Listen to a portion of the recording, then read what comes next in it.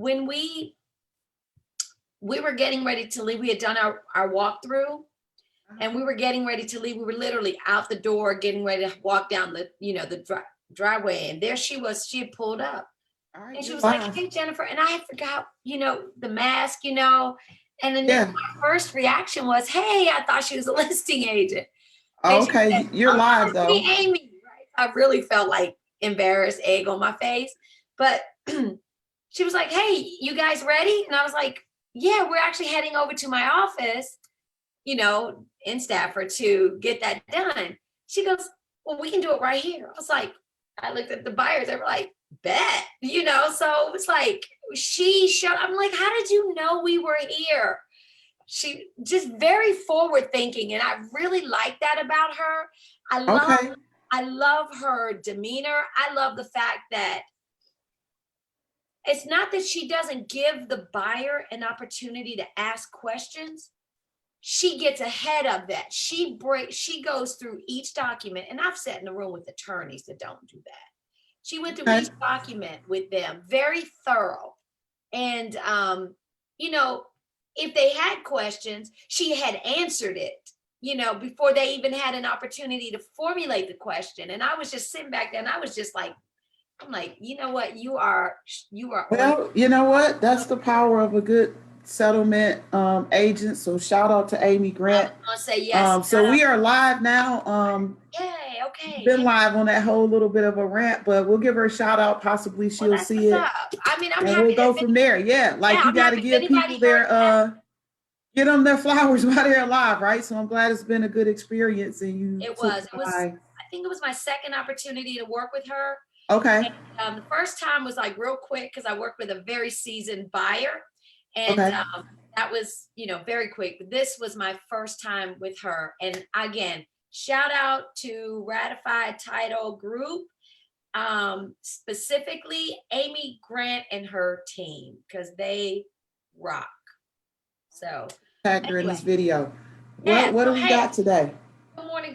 Well, yeah, what a crazy week we've had, right? Mortgage rates, all this volatility, I kind of started taking some notes a little bit, but one of the things I want to say, even with all the craziness, we're pretty much where we were last year, right? So we're still in this historically low interest rate, but can you just kind of dispel some of the, I don't want to say necessarily the myths, but perhaps, but also kind of like easing some of the fears, people having this like panicking, like, oh my God, the market dropped, the stock market is going down, and oh my God, the sky is falling, and now the interest rates are going back up, and there's no inventory and all of that fun stuff. So I thought this morning would be a great opportunity for you to kind of calm some of the fears. Like I said, I mean, it's been crazy, nonetheless, but still, we're kind of where we were last year at this time, and people were buying and didn't have a problem. I mean, I don't know.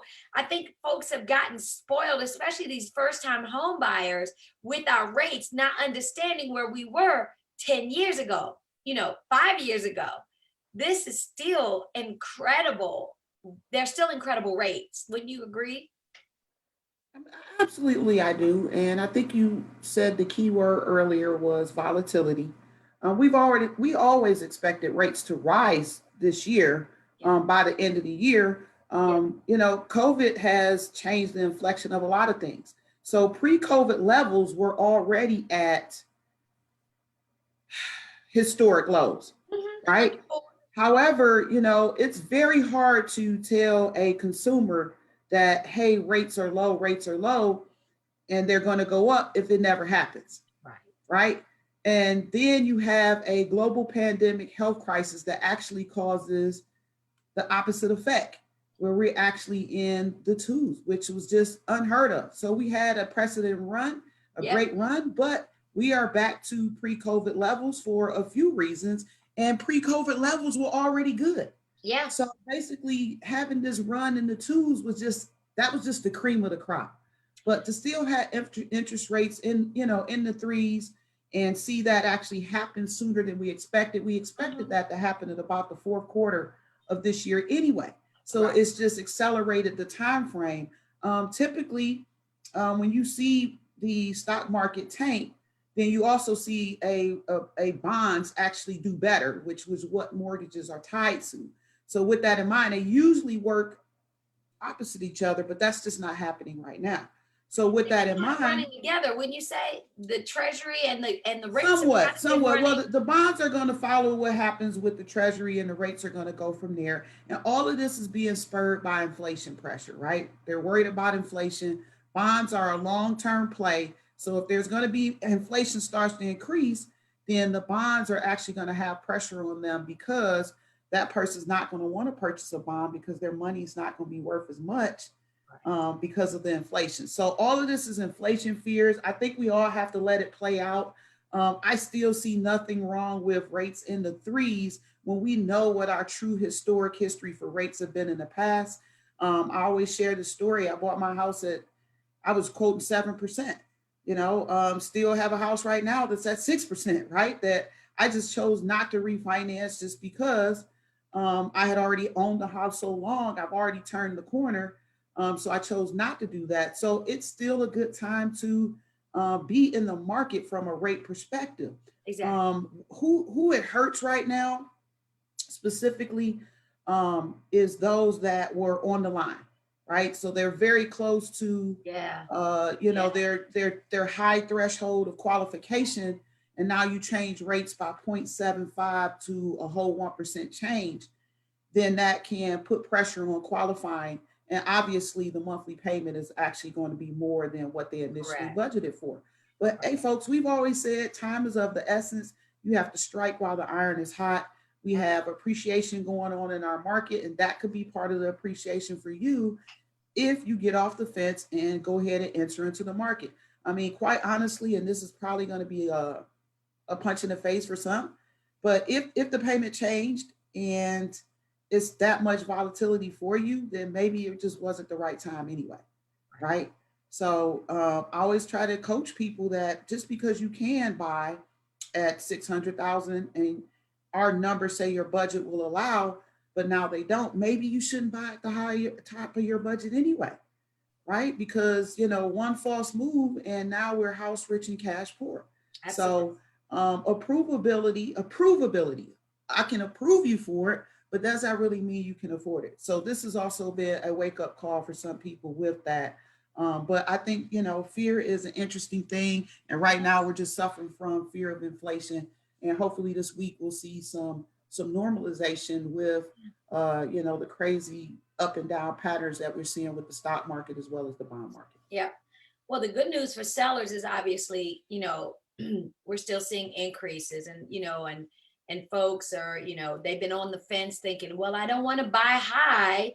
And, and it's, again, it's always been that balance because as we said, we cannot predict the market. We cannot predict the market. Obviously we couldn't predict the pandemic, but even though, I still say it's a great time to buy again because the interest rate, even with that volatility that we've seen, certainly is a great time to buy. Like you said, the folks that it hurts are those that are just kind of on the fence and waiting. And then all of a sudden, price does go up. The good news is folks are worried about a market drop. I think right now, and based on what I'm seeing, obviously we're up definitely. We're up about 14% from where we were last year in terms of that, in terms of value. Days on market, certainly things are flying off the shelf. So I would say for buyers not to be discouraged by the lack of inventory, because I do believe that we are going to start seeing some inventory hit the market. One, sellers that were on the fence or didn't sell last year for health reasons or for a number of reasons, whether it's the pandemic. And now that we're kind of getting the ball rolling with respect to the vaccine, we're starting to get some more, people getting a little, coming out a little more, and preparing their houses. So I think we're definitely going to see, some more inventory as we move forward. We see the builders, they had their best year yet last year, I believe it was, with, all the new construction. So I think it's still, even with some of the rate increases, it's still a great time. And for those that have been on the fence or, stressing out, don't miss it. I mean, it's still a great time. And honestly, your home is still going to appreciate in value. And what do we always say? Real estate is one of the best investments you can ever make. So, and then of course there's a stimulus package that's probably going to make its way through the through Congress. So, I mean, yeah, I know, but it is what it is. But that does give people a little more confidence and kind of I help with some of their fears. So, and then we've got tax time coming up, and folks are being able to, come up with some more down payment money because we know right now sellers are not paying closing costs. So I still say, even with some of this volatility, still take advantage of these historically low rates. Would you agree? I mean, I have to agree. I mean, even if the rates were even higher, I'm always going to be an advocate of owning your own versus renting for most people. I mean, not everyone, but for most people. And I had shared a tip about a house hack before for first time home buyers, although it really doesn't apply in our area. But, considering buying a home that you're able to possibly rent some of that space and help somebody else pay the debt service on your behalf. So I just think there's numerous benefits to that. I feel like real estate is a long term play. Absolutely. And we also know that the net worth of a renter versus a homeowner is four times the amount. So it just kind of, is what it is. I think it's a foundational thing. And I don't want anyone to be discouraged by what I call noise. And that's pretty much what it is. And unfortunately, our market thrives off of noise. Stock prices either rise or fall sometime off of noise. So right now we have some noise with inflationary pressure. We'll see how it plays out. I halfway rolled my eyes about the stimulus package. And let me clarify what that reaction was. It's not that we don't need stimulus. It just needs to be for the people that actually need it. Okay, so and that's my biggest challenge is it for the people that actually need it, or are we rolling out just printing money, which is ultimately going to devalue our currency? But that will be a whole nother thing that is not the time or day to go into, but being very mindful of that. Well, you could probably bring that up on your Wednesday, real raw and relevant conversations. Yes, absolutely, I can, because honestly, if you're in a place right now where stimulus has to keep your household going, you're not a buyer in this market anyway right now. Absolutely. See what I'm saying? So it's we're like, not talking to you. I mean, your time no, will come, but this exactly. ain't time. This is not it. And like I said, you have to do it when it's the right time for you. Whether rates are at 2.375%, whether rates at 5%. Again, real estate is a cornerstone of wealth, and there's different ways to use it. We just happen to be in the market of helping people buy primary residence or investment properties and so on and so forth. So that's really all I got. I'll say, and I think on that note, you basically closed this out. So okay. Thanks to everybody that joined us today. Again, always, I can't encourage you enough. Please leave your comments. Give us some hearts, on Facebook. Let us know that you are getting value, but also questions. If you have something and you're interested, maybe you're considering entering the market. Maybe you're interested in buying up, or some question about what type of financing might be better for you. Just drop it in the comments. Marquita or I will get back to you. And certainly if it's something that we think should be brought out, I mean, obviously if it's a concern of yours, somebody else has it. So we definitely want to address it and help someone else who may have that same question or concern. And on that note, thank you so much, as always, Marquita, for joining me on Saturday mornings. I appreciate you. And we appreciate all of you guys who have supported us and watched us along the way.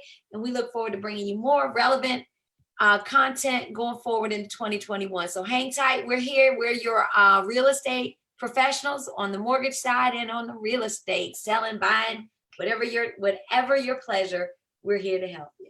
Have a great weekend. Stay blessed.